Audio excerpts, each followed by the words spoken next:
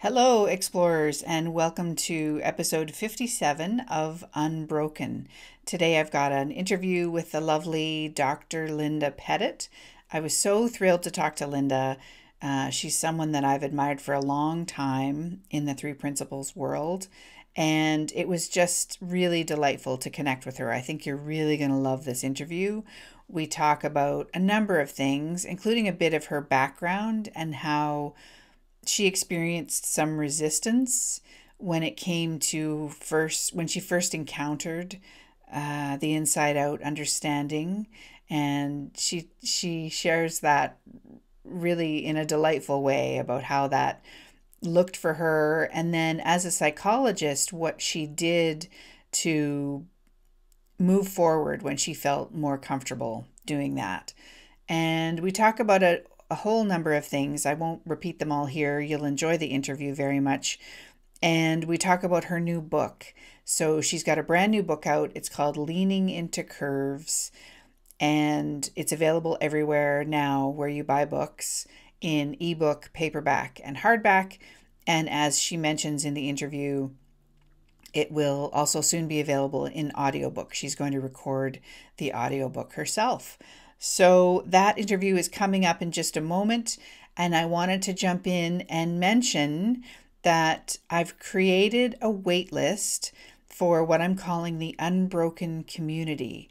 So if you're looking for more support, for some one-on-one coaching, for a community where you can share about the challenges that you're experiencing with an unwanted habit, perhaps overeating, but it could be anything really, because they all have the same root cause.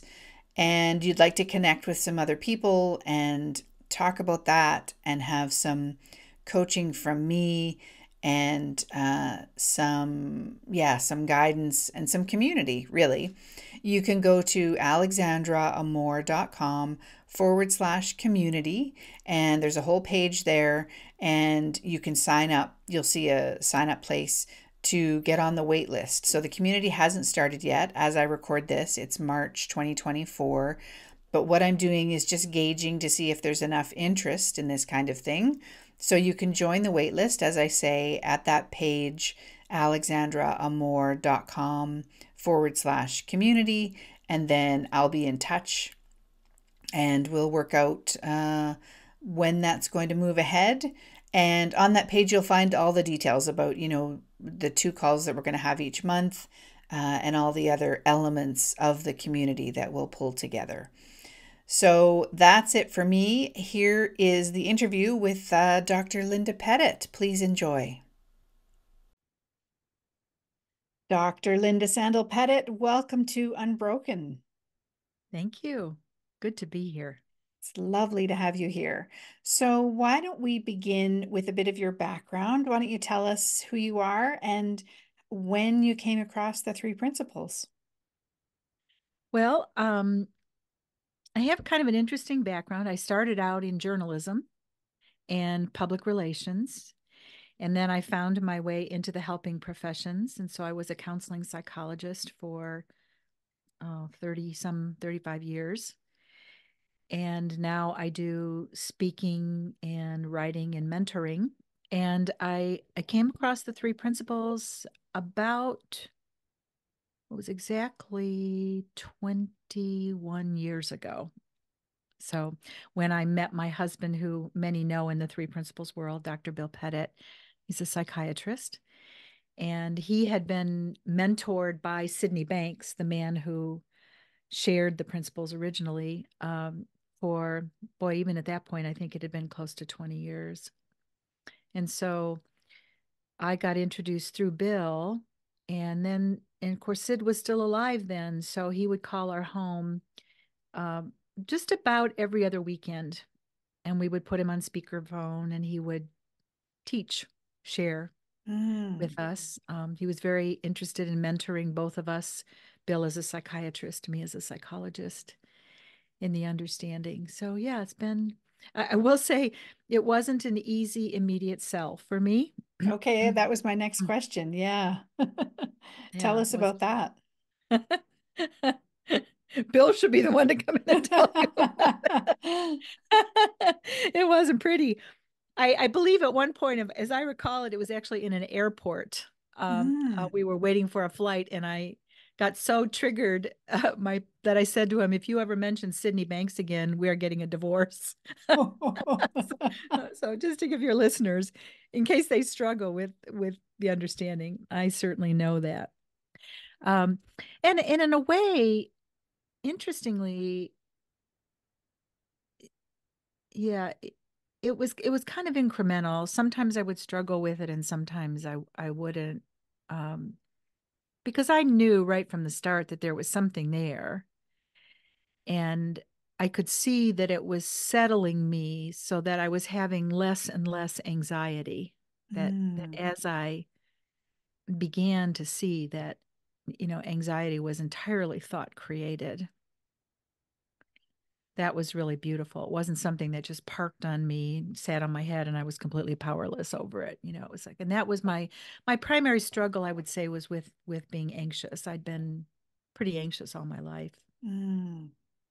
from the time of being a small child, even to the point of having some degree of obsessive compulsive behaviors, but not a full, not sort of like a full blown disorder where I had rituals and things. But although I was a counter, I used counting to calm myself, but more just a general anxious approach to the world and a tendency to worry.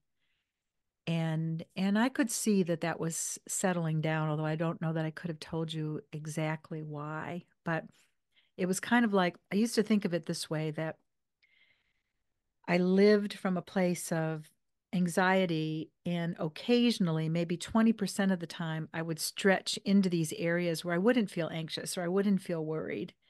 And I would wonder about that. Where'd it go? How did that happen? I'm feeling pretty good right now. And then I would snap back into that place of being anxious.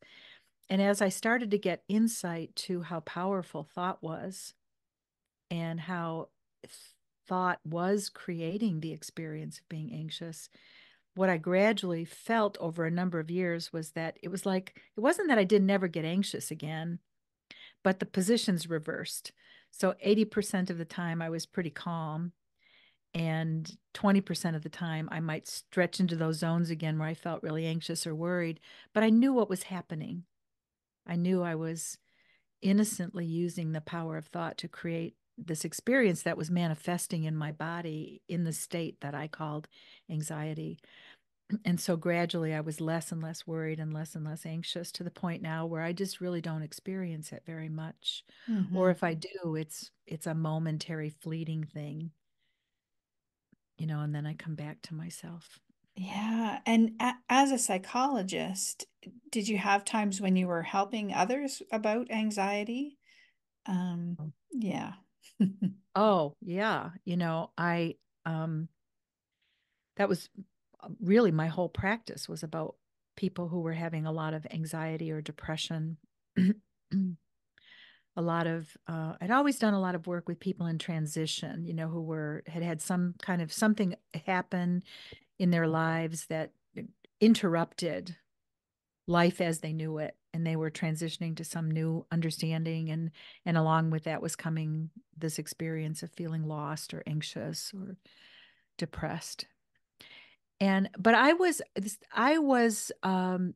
committed to a thought that I had, and the thought was that I was not going to share this understanding professionally until I really saw it personally.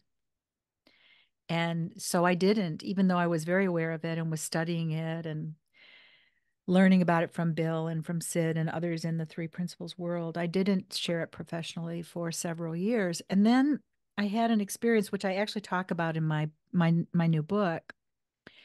And it was really one of those funny synchronistic experiences where I was kind of ticked off at Bill. We were newlyweds and we were struggling a little bit with adjustment. We're very different people. He's very extroverted and outgoing, and I just tend to be my nature, really more quiet and slower tempoed. And so we were having some struggles, and I stomped downstairs to my office in a full blown, like what a jerk he is kind of moment, and sat down at my desk. And I reached in for a financial file to do some work on our finances because I manage those. And I opened the file, and I don't know how this got there, but on the top of this particular file was an excerpt from the book The Tao of Pooh by Benjamin Hoff.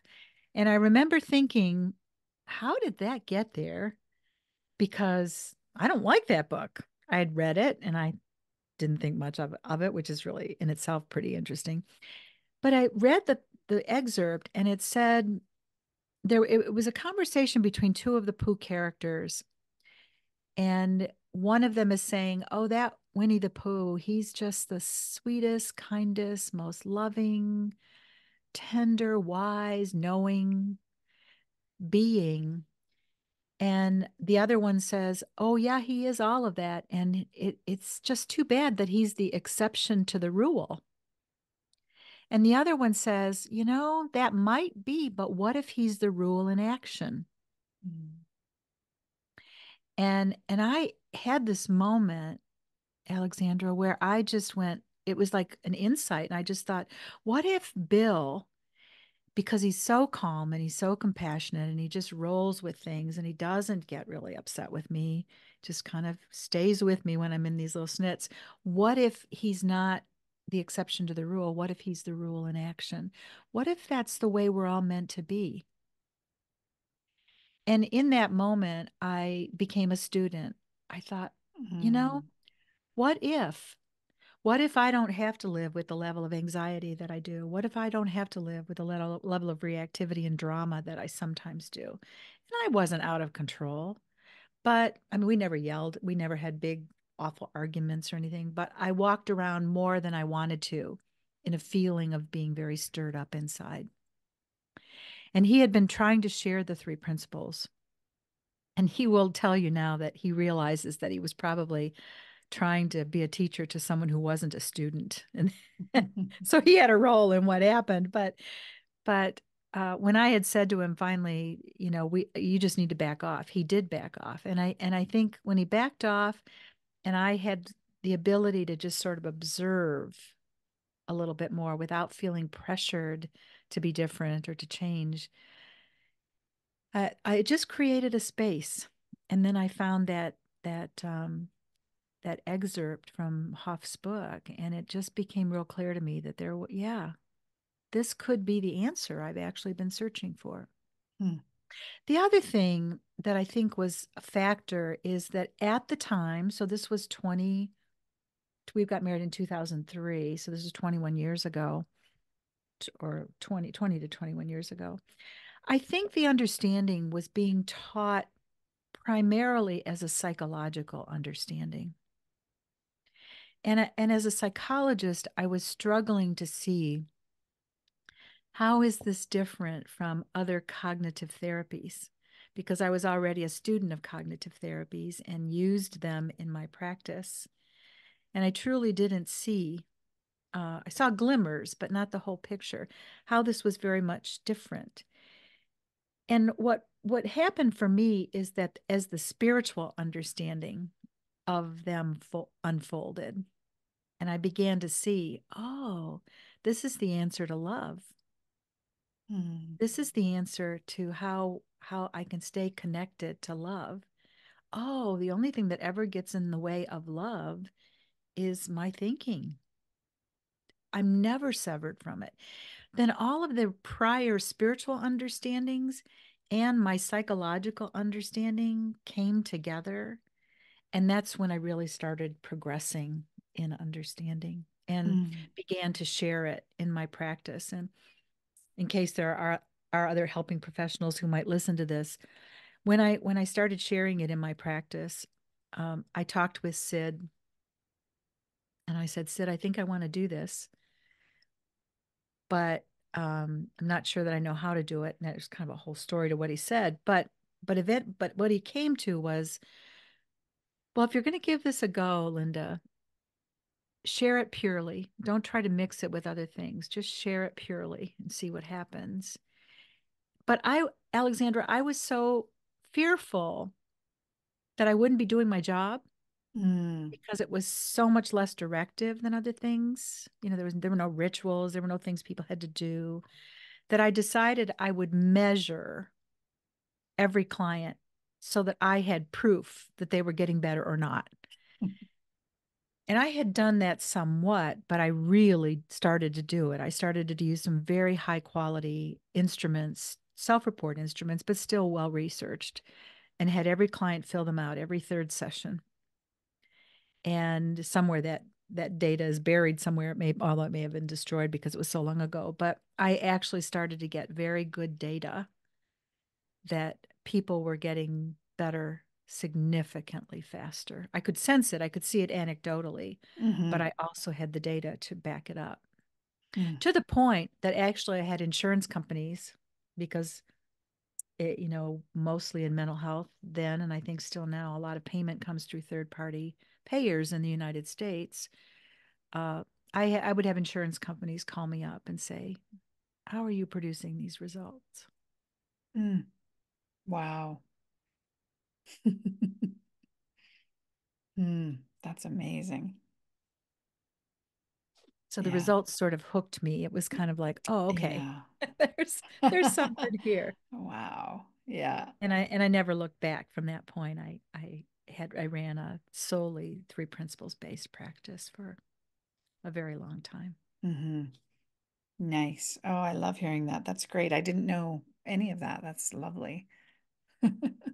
So, along those lines, I wanted to talk about transformative change today. Mm-hmm. Mm-hmm. And one of the things on this is one of the topics that you speak about, and on your speakers page in the section for mastering transformative change, you talk about intuitive knowing, and I love this phrase, being our life raft.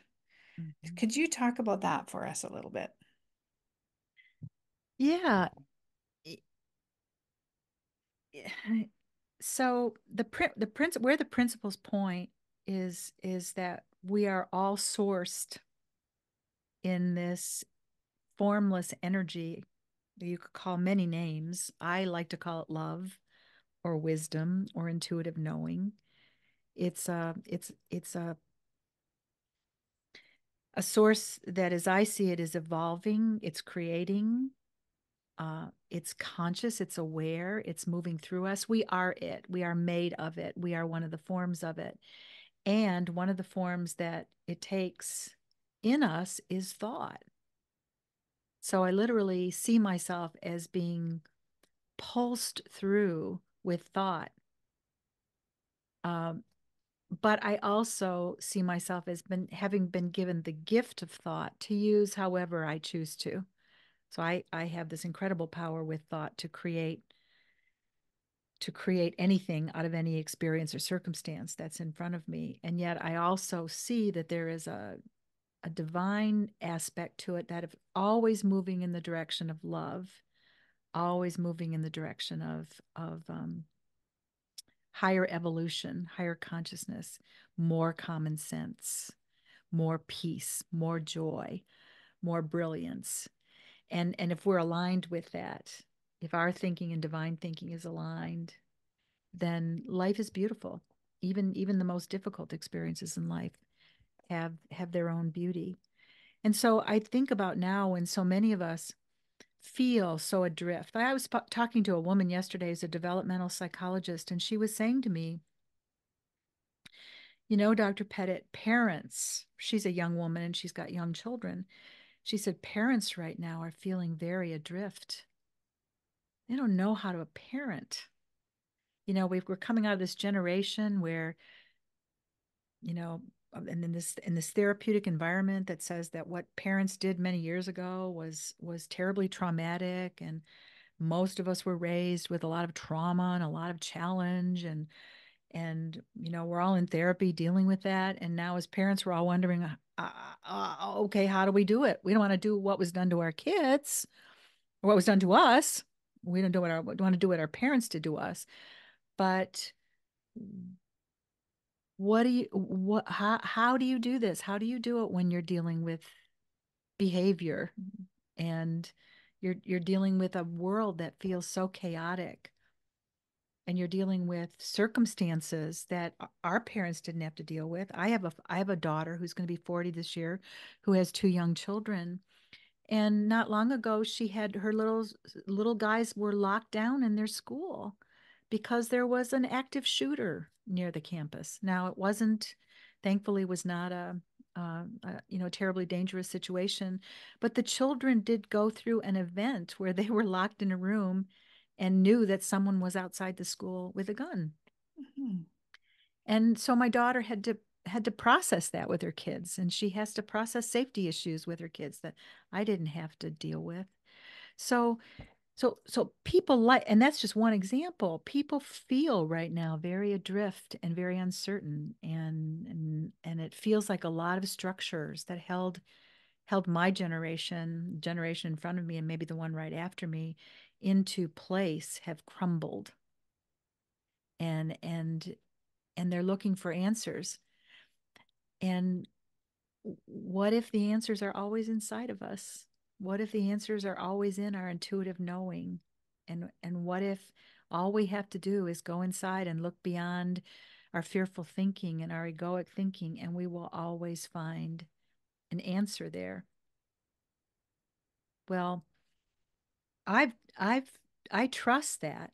I absolutely trust that in my life, but part of why I trust it is because I've tested it. It's not like and as I wrote my book, Leaning into Curves, as I looked back on a lot of experiences, I really saw that what at the time I thought were sort of mystical experiences that were special to me, especially because I'm a woman, right? Women are supposed to be more intuitive. I now look at that and I just laugh. It's like, no, no, it wasn't anything special about that. That's how life works. That's how love works. So, like, I document in the book that when I met both of my husbands, it actually happened both times. The moment I met them, something clicked inside of me. And I knew in both situations that I was meant to have long term relationships with both men. Now, with my first husband, that was really interesting because he was a Roman Catholic priest Oh, wow. and was actively practicing at the time. And he was also going into alcoholism treatment the next morning, the night I Oh, met him. He was wow. 20 years older than I. So he was an unlikely soulmate, believe me, right? Right. But I knew, because of Mm, what I say is that the eyes of love flew wide open in that instant, and I saw a possibility. I saw something that could be created, and I knew it. Same thing with Bill, my current husband. The day I met him, there was something that happened, and also a couple synchronicities that happened that I won't go into right at this moment, but that made me pay attention. And I thought, there's something here. And I remember the thought, which I describe in the book. I am meant to have a personal or professional relationship with this man. I just don't know which, mm, but that we are going to be connected going forward was really clear to me. mm, So, and then along the way in both situations, there have just been there's always been this sense that if I just get quiet and if I can find my way to a quiet feeling of lovingness, and if I ask, I will get all the information I need to know what to do next. And I know that that's absolutely 100% true for all of us, mm, mhm, that we are sourced in love, we're made of love, love is intuitively guiding us. And if we can remember that more and more and more, little by little by little, and look for that, then all these things that look so big and so problematic and so complex and conflicted, um, we'll find our way through them. One of the things that actually motivated me to write the book, I was already writing it, so I had a number of reasons for writing it, but one of the things that really caused my own motivation to leap forward was that I ran across two articles. One was in the New York Times and one was in the Washington Post. So these are pretty big newspapers, right, in the United States. And one of them was an article about therapists and how therapists were being asked to integrate the intuitive arts into their therapy practices. Hmm. So this reporter was interviewing therapists who were saying, "Oh my gosh, I'm being asked to help people figure out oracle cards and shamanistic practices and psychic visits, and I don't know anything about those things." Or I do know a lot about those things, and I'm really excited about the fact that my clients are bringing these things up, because what I read was, oh, my clients are wanting to know about the spiritual dimension of life and the part of life that unfortunately and dangerously we have dismissed as woo woo or Hmm. as unscientific and impractical. And so people were at least going into their therapist and saying, you know what? I think there's something here. I think there's something in this spiritual stuff. I think there's something in this intuitive stuff for me. We need to talk about this. And so it was coming from the ground up that therapists were being asked to address the spiritual and the intuitive, which I see as one and the same thing. The other article, which was even more fascinating, I'm not sure which paper it was in, but someone had somehow gotten wind of the fact that psychics across the country during the pandemic were busier than ever. Hmm. And so they sent a team of reporters out, and sure enough, all across the country, they're dealing with psychics of all kind, clairvoyants, clairaudience, card readers, crystal ball gazers, everything. And they're all saying the same thing. Oh my gosh, we can barely take more clientele because we are so busy. And I read that and thought, oh, isn't that interesting that if you don't, and I'm not discrediting those arts, there's no doubt we all have access to intuition, and there are many spiritually evolved people who have very special gifts in that area who can be really helpful to us. But the reality is, the truth is, the deep absolute truth is that psychic knowing, that intuitive knowing, that wisdom is inside all of us. And that was a beautiful thing that I had seen with the three principles, understanding that yes, we are guided. Yes, there is mind behind life. It is coming through us in the through the divine thought system, and all we have to do is turn our attention to it, and it's right there. It's just right there. And it always has the next right answer. And I don't know. All I can say is that's why I wrote my book, is because my life has been proof of that. Hmm. And the book is a set of stories about how that came through to me and how that affected my life decisions, including, some really, really big, difficult experiences. Hmm. So that's why I see, coming back to your question, that's why I see intuitive knowing as a life raft, is because it's cheap, Yeah. it's inside, just Hmm. takes getting a little quiet, just takes getting into a little bit of a beautiful feeling, takes trusting it, asking for it, and it's right there. Could you give us an example from the story when intuition was your life raft? From the book, I Yeah, guess is what I yeah. mean. Yeah. Actually, I thought of one that wasn't from the book. Let me see which one from the book that I would want to talk about. Oh, there's one that comes to mind. When my first husband, my late husband, and I, we had been married a number of years, and we wanted to go live in West Virginia.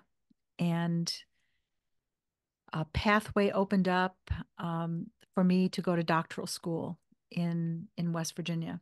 We had no money. How many times do people come to me and they say, I want to do XYZ, but I have no money. I hate my job. I want to do something different, but I have no money. You hear that a lot. One of the questions people you'll hear out there in the coaching world is, if you weren't worried about money, what would you do? And people will have these ideas, but money is the obstacle, or money is the block. And we didn't have any money, and doctoral school was expensive. And I talked to my a mentor, and this is described in the book. His name was Bob, and I said, Bob, and how I even got to him. And I did not go in with a question about my life. I actually went in with a question about my daughter and I are having some struggles. She's temper tantruming, and I'm not exactly sure how to deal with it.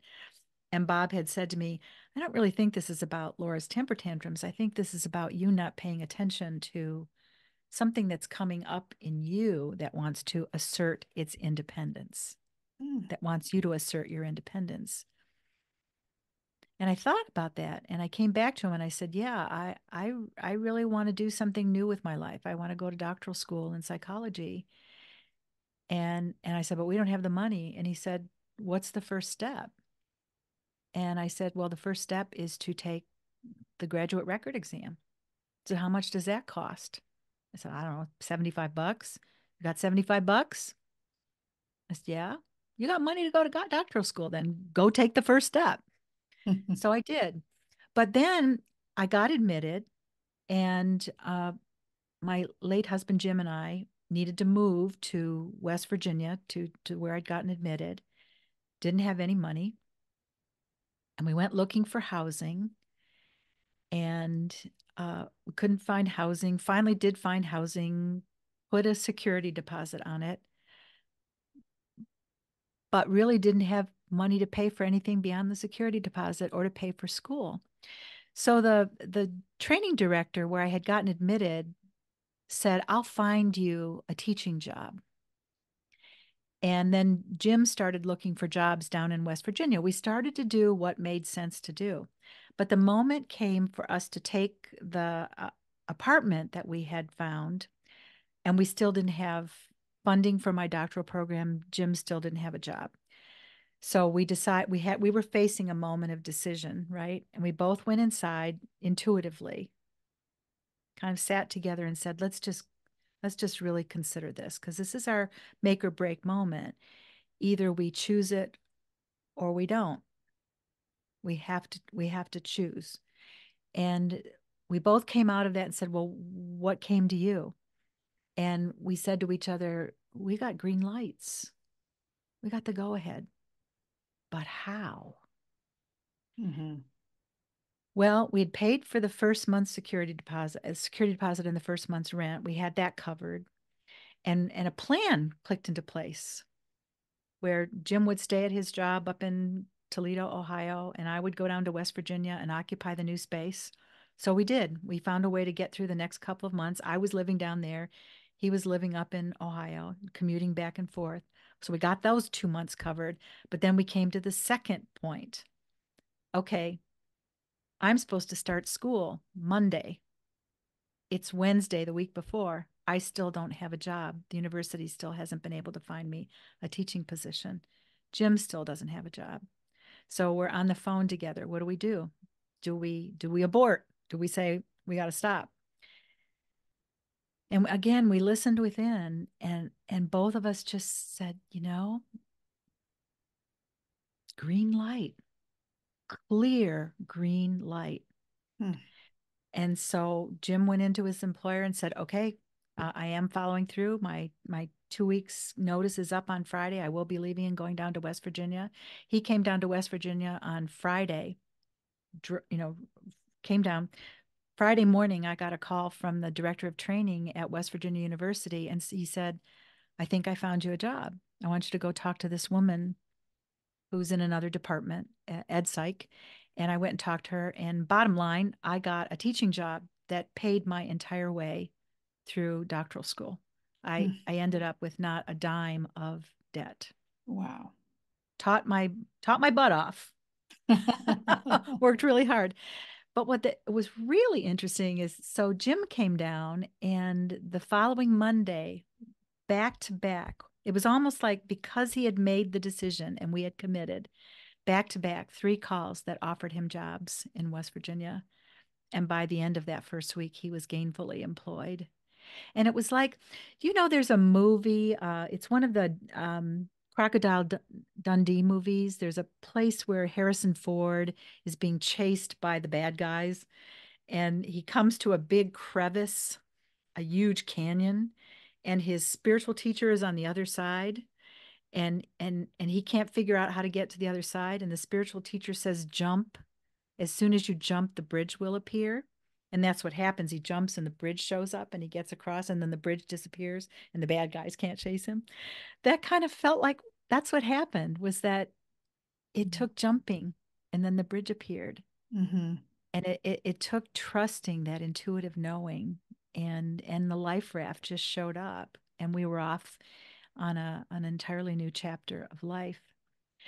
But I'll tell you a really little story about that. So after my, and this is not in the book, after my first husband died suddenly in an automobile accident on Christmas Eve, 2 weeks later, about 2 weeks later, I was in a really bad state. As anyone who's known a sudden bereavement, that comes really shocking. It's a big challenge to the system. And I was beside myself with anxiety. I was agitated and I was walking around the house, just not able to sit still, couldn't think straight, and having a really difficult time. And I remember being so overwhelmed, I thought, I'm going to crawl out of my skin. This is going to kill me. My heart is going to explode. I'm in such a bad place. And I asked for help. I said, God, you got to help me because I don't know how to get through this. And all of a sudden, I heard this voice in my head, like a very gentle, patient, kind of, I don't even know, androgynous sort of voice that said, Linda, go write your thank you notes. Mm. And I thought, what? Go write my thank you notes? And I thought, well, that is a task that I have to get done. So I went over and I sat, and my late husband had been a missionary priest for 20 years and he had connections all around the world. And I had gotten scores of emails from people. This was when email was brand new, who had known him, saying what a wonderful man he was. Well, going through all those notes, going through all the bereavement cards I'd gotten, my heart just kept getting filled up over and over and over again. And I realized as I was sitting there, wow, I'm calm again. I've come back to Mm-hmm. myself. Now, if I wrote a book on grief and I said, here's a to do. When you feel really anxious and overwhelmed in your bereavement, write your thank you notes. I think I would highly discredit myself. But that was a common sense, intuitive knowing that came in that moment that saved me. It spared me tremendous pain and tremendous difficulty, brought me back to myself. And I could document dozens of moments where my journey through grief was all about that, that in the moment there would just be an insight that got me through the next thing. And I began to really trust that. Mm. Oh, that's lovely. So beautiful. Yeah, thank you for sharing those stories. I really Mm. enjoyed that. Um, and then just before we start to wrap up, I'd love to ask you about what about when things go wrong? What about if we trust something and it doesn't turn out? We trust a feeling, I guess, is what I mean. Have you encountered that at all? Yeah, absolutely. And I think that there are lots of different ways I could come at explaining what I see about that. But one of them is that sometimes something that originally looks like, oh, that didn't turn out the way I expected it to, or I thought it should or could, in the long run, proves to be the better choice. Mm-hmm. And we see with the value of elapsed time, oh, that was perfect. There's a beautiful book out right now that people are talking about called The Butterfly Effect. Mm. It's a very simple little book that really talks about that beautifully, that you just we just don't know how, in the grand scheme of things, that certain answers that we get that seem counterintuitive actually are intuitively right. And then sometimes I think there's a timing delay, like I've had many times when I've asked for help and it seems like nothing happened. And I once heard a woman named Mary Webb Martin. She was actually presenting alongside Sydney Banks at the last, I think it was the last event I heard Sid speak at. She shared this metaphor and she said, sometimes I think life is like she said, I'm a sailor. I'll get out on the water and my sails have caught the wind and I'm just skating along, enjoying it. And then the wind dies down and there's nothing. And I don't have a motor. And so I can't go anywhere. I'm just really feeling stuck. But all I have to do is have faith that the winds will pick up. And when the winds pick up, I'll be able to move again in a certain direction.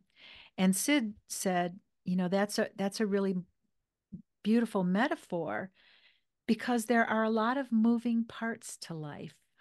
Mm. There are a lot of moving parts to life. Hmm. And there's a lot that goes on behind the scenes that we don't always know about. We don't appreciate the mystery of that. But sometimes we just have to wait for the moving parts to align. Mm. And there's a quote that of Sid on one of the, or a place where Sid on one of the videos, Sid says, one of my very favorite, and it's just a snippet. He says, when you accept the mystery, you join the mystery. Mm. And so when I have moments like that it feels like something that I thought I was being intuitively guided toward didn't work, doesn't work out, or it doesn't work out on the timetable that I expect it, I've just come to know that there's something bigger afoot and to trust the mystery of that. Hmm. I love that. Yeah. And that sailing metaphor, that's one I've used on myself as well. That Yeah. I remember reading a book about a fellow sailing from here, Vancouver Island, to Hawaii, and how inevitably you usually get to a space in the Pacific Ocean where the wind completely goes and you Mhm. can't turn on the motor because you don't have enough petrol, to get to Yeah. Hawaii. So Yeah. you just have to wait it out. And of course, just like you said, inevitably the wind does pick up again. So yeah, I love that. It does. And sometimes it takes you in a new and a better direction. Yes. But just because you've been committed to a change in direction, the change happens. Hmm. Yeah, absolutely. Well, this has been such a pleasure, Linda. Thank you so much for talking to me today. Your new book is called Leaning into Curves, and it's available everywhere, I'm assuming, online. Yep. Yeah. Yep. Okay. Ebook and paperback. Ebook, paperback, and hardback. And the audiobook is forthcoming. I'm going to be recording that myself. Nice. So it should be available pretty soon. Great. All right. And I will put links in the show notes so that people can find that as well. Thank Is you. there anything we haven't touched on that you'd like to share today Mm. before we wrap up?